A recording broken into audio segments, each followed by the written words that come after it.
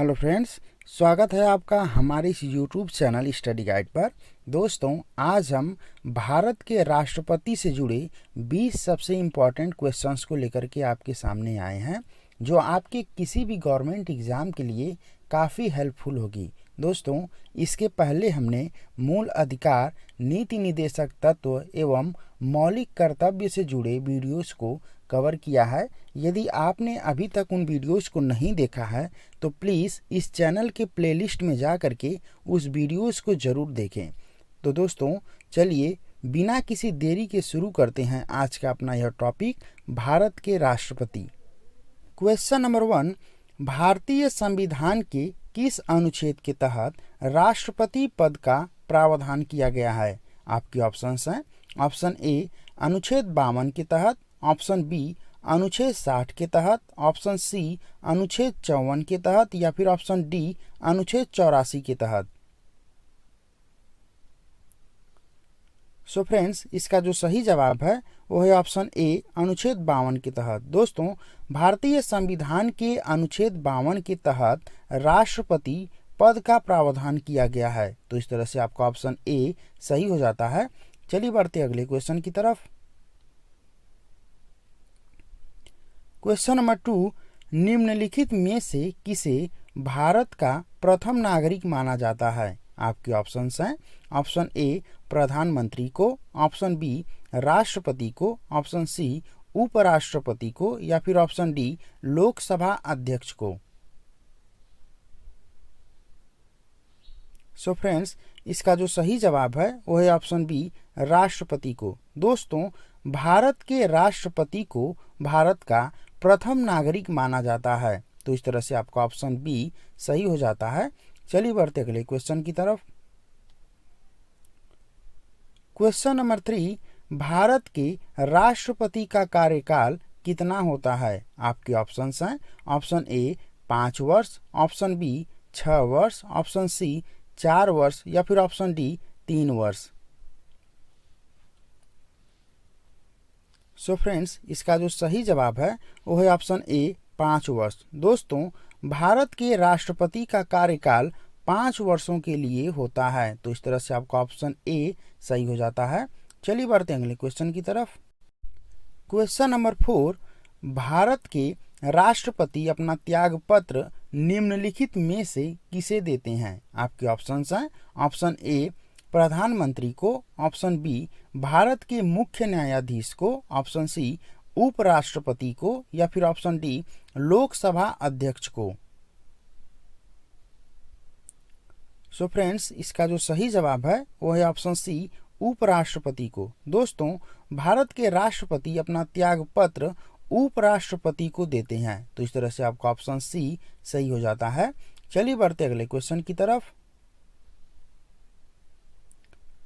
Question number 5, भारतीय संविधान के किस अनुच्छेद के तहत राष्ट्रपति के वेतन का प्रावधान किया गया है? आपके ऑप्शंस हैं। ऑप्शन ए अनुच्छेद 56 के तहत, ऑप्शन बी अनुच्छेद 60 के तहत, ऑप्शन सी अनुच्छेद 59 के तहत या फिर ऑप्शन डी अनुच्छेद 356 के तहत।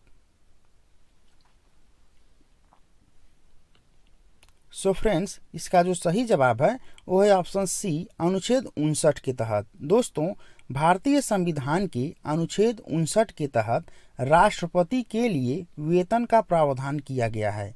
तो इस तरह से आपका ऑप्शन सी सही हो जाता है। चलिए बढ़ते अगले क्वेश्चन की तरफ। क्वेश्चन नंबर 6, वर्तमान में भारत के राष्ट्रपति को कितना वेतन प्रदान किया जाता है? आपके ऑप्शंस हैं। ऑप्शन ए 5 लाख रुपए प्रति माह, ऑप्शन बी 6 लाख रुपए प्रति माह, ऑप्शन सी 4 लाख रुपए प्रति माह या फिर ऑप्शन डी 7 लाख रुपए प्रति माह। सो फ्रेंड्स, इसका जो सही जवाब है वो है ऑप्शन ए 5 लाख रुपए प्रति माह। दोस्तों, वर्तमान में भारत के राष्ट्रपति का कुल वेतन 5 लाख रुपए प्रति माह है। तो इस तरह से आपका ऑप्शन ए सही हो जाता है। चलिए बढ़ते हैं अगले क्वेश्चन की तरफ। क्वेश्चन नंबर 7, भारत का राष्ट्रपति निर्वाचित होने के लिए किसी उम्मीदवार का न्यूनतम आयु कितनी होनी चाहिए? आपके ऑप्शंस हैं। ऑप्शन ए न्यूनतम 36 वर्ष, ऑप्शन बी न्यूनतम 35 वर्ष, ऑप्शन सी न्यूनतम 40 वर्ष या फिर ऑप्शन डी न्यूनतम 45 वर्ष। सो फ्रेंड्स, इसका जो सही जवाब है वो है ऑप्शन बी न्यूनतम 35 वर्ष। दोस्तों, राष्ट्रपति निर्वाचित होने के लिए किसी उम्मीदवार का न्यूनतम आयु 35 वर्ष होना अनिवार्य है। तो इस तरह से आपका ऑप्शन बी सही हो जाता है। चलिए बढ़ते हैं अगले क्वेश्चन की तरफ। क्वेश्चन नंबर 8, निम्नलिखित में से किस विधि द्वारा भारत के राष्ट्रपति का चुनाव किया जाता है? आपके ऑप्शंस हैं। ऑप्शन ए एकल संक्रमणीय मत पद्धति द्वारा, ऑप्शन बी प्रत्यक्ष निर्वाचन द्वारा, ऑप्शन सी उपर्युक्त दोनों या फिर ऑप्शन डी इनमें से कोई नहीं। सो फ्रेंड्स, इसका जो सही जवाब है वो है ऑप्शन ए एकल संक्रमणीय मत पद्धति द्वारा। दोस्तों, भारत के राष्ट्रपति का चुनाव एकल संक्रमणीय मत पद्धति द्वारा कराया जाता है। तो इस तरह से आपका ऑप्शन ए सही हो जाता है। चलिए बढ़ते हैं अगले क्वेश्चन की तरफ। क्वेश्चन नंबर 9, निम्नलिखित में से कौन से लोग भारत के राष्ट्रपति के चुनाव में मतदान नहीं कर सकते हैं? आपके ऑप्शंस हैं। ऑप्शन ए संसद के निर्वाचित सदस्य, ऑप्शन बी राज्यों के विधानसभा के निर्वाचित सदस्य, ऑप्शन सी दिल्ली विधानसभा के निर्वाचित सदस्य या फिर ऑप्शन डी संसद के मनोनीत सदस्य। सो फ्रेंड्स, इसका जो सही जवाब है वो है ऑप्शन डी संसद के मनोनीत सदस्य। दोस्तों, संसद के मनोनीत सदस्य राष्ट्रपति के चुनाव में मतदान नहीं कर सकते हैं। तो इस तरह से आपका ऑप्शन डी सही हो जाता है। चलिए बढ़ते हैं अगले क्वेश्चन की तरफ। क्वेश्चन नंबर 10, निम्नलिखित में से किसके द्वारा भारत के राष्ट्रपति का चुनाव संपन्न कराया जाता है? आपके ऑप्शंस हैं। ऑप्शन ए संसद द्वारा, ऑप्शन बी सर्वोच्च न्यायालय द्वारा, ऑप्शन सी निर्वाचक मंडल द्वारा या फिर ऑप्शन डी उपर्युक्त में से कोई नहीं।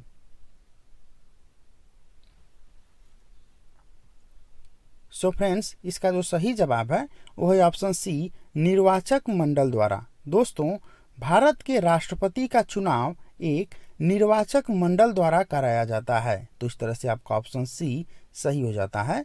चलिए बढ़ते हैं अगले क्वेश्चन की तरफ। क्वेश्चन नंबर 11, भारत का राष्ट्रपति निर्वाचित होने के लिए कितने प्रस्तावक एवं अनुमोदक की आवश्यकता होती है? आपके ऑप्शंस हैं।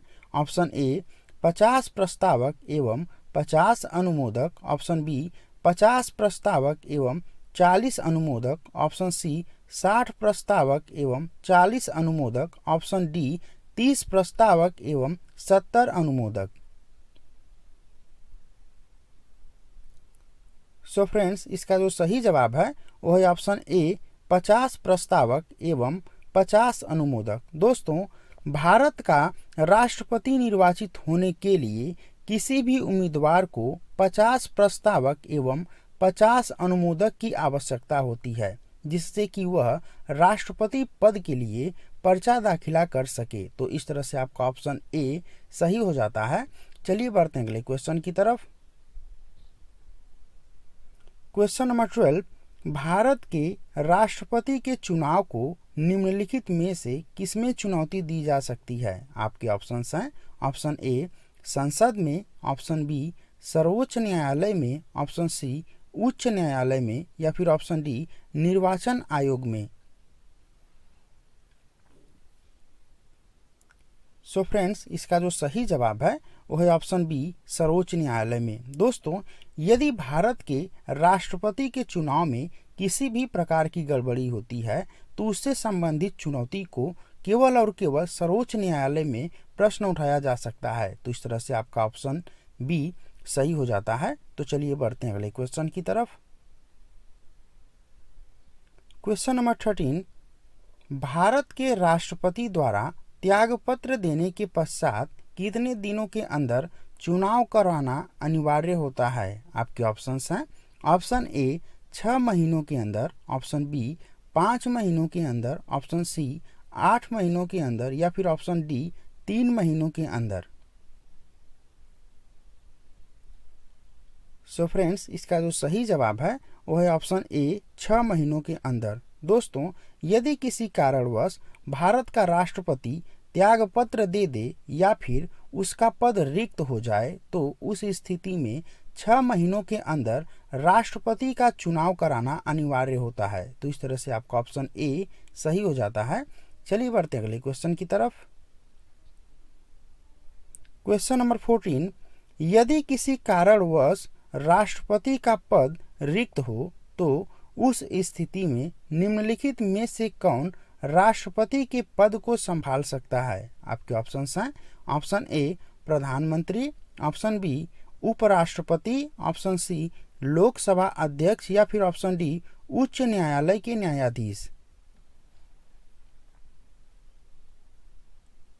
सो फ्रेंड्स, इसका जो सही जवाब है वो है ऑप्शन बी उपराष्ट्रपति। दोस्तों, यदि किसी कारणवश राष्ट्रपति का पद रिक्त हो जाए तो उस स्थिति में भारत के उपराष्ट्रपति राष्ट्रपति के पद को संभाल सकते हैं। तो इस तरह से आपका ऑप्शन बी सही हो जाता है।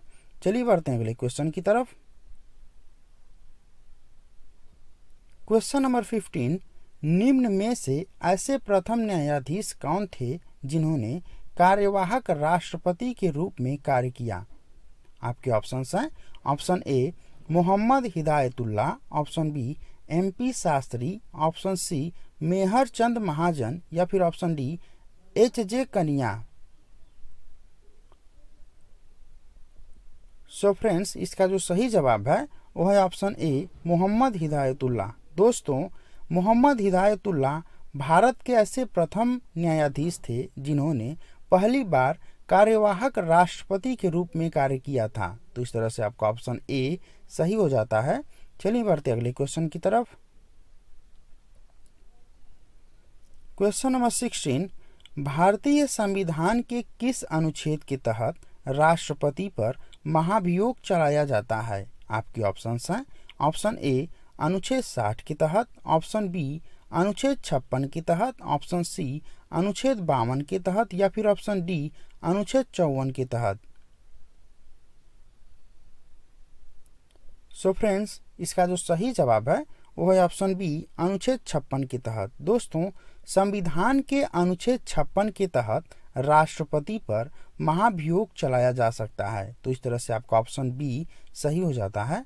चलिए बढ़ते अगले क्वेश्चन की तरफ। क्वेश्चन नंबर 17, संविधान के किस अनुच्छेद के तहत राष्ट्रपति पर महाभियोग चलाने की प्रक्रिया का प्रावधान किया गया है? आपके ऑप्शंस हैं, ऑप्शन ए अनुच्छेद 57 के तहत, ऑप्शन बी अनुच्छेद 61 के तहत, ऑप्शन सी अनुच्छेद 53 के तहत, या फिर ऑप्शन डी अनुच्छेद 56 के तहत। सो फ्रेंड्स, इसका जो सही जवाब है वो है ऑप्शन बी अनुच्छेद 61 के तहत। दोस्तों, भारतीय संविधान के अनुच्छेद 61 के तहत राष्ट्रपति पर महाभियोग चलाने की प्रक्रिया का वह प्रावधान किया गया है। तो इस तरह से आपका ऑप्शन बी सही हो जाता है। दोस्तों, यहाँ यह बात ध्यान देने योग्य है कि राष्ट्रपति पर महाभियोग चलाया जाएगा, यह प्रावधान अनुच्छेद 56 में है, लेकिन इसके प्रक्रिया क्या होगी इसका प्रावधान अनुच्छेद 61 में किया गया है। तो इस तरह से आपका ऑप्शन बी सही हो जाता है। चलिए बढ़ते अगले क्वेश्चन की तरफ। क्वेश्चन नंबर 18, भारतीय संविधान के किस अनुच्छेद में यह प्रावधान किया गया है कि राष्ट्रपति को परामर्श देने के लिए एक मंत्रिपरिषद होगी जिसका प्रधान प्रधानमंत्री होगा? आपके ऑप्शंस हैं, ऑप्शन ए अनुच्छेद 74 खंड 1 के तहत, ऑप्शन बी अनुच्छेद 57 के तहत, ऑप्शन सी अनुच्छेद 68 के तहत, या फिर ऑप्शन डी अनुच्छेद 65 के तहत। सो फ्रेंड्स, इसका जो सही जवाब है वो है ऑप्शन ए अनुच्छेद 74 खंड 1 के तहत।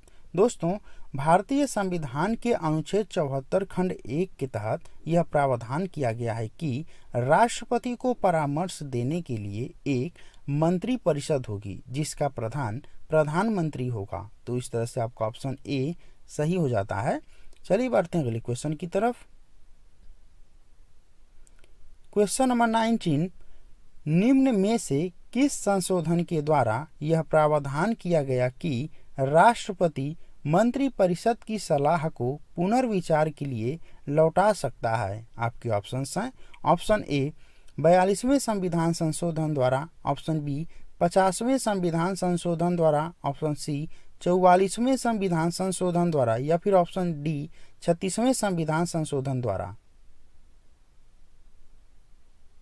सो फ्रेंड्स, इसका जो सही जवाब है वो है ऑप्शन सी 44वें संविधान संशोधन द्वारा।